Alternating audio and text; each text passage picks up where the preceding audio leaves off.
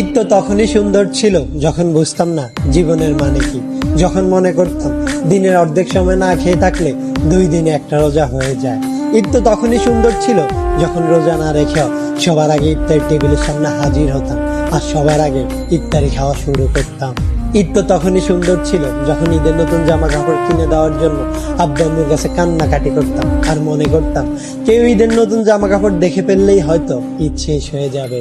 ঈদ তো তখনই সুন্দর ছিল যখন অন্য সবাই ঈদের জামা কাপড় দেখে ফেলার ভয় আলমারিতে অতি গোপনে লুকিয়ে রাখতাম। ঈদ তো তখনই সুন্দর ছিল যখন ঈদের দিন সবার পা ধরে সালাম দিতাম আর সালামের জন্য দাঁড়িয়ে থাকতাম। ঈদ তো তখনই সুন্দর ছিল যখন বড়দের দেখতাম তারা কত জায়গায় ঘুরতে যায়, তাদের কত টাকা, আর ভাবতাম কবে জানি বড় হব আর তাদের মতো করে এত সুন্দর করে ঈদ পালন করব।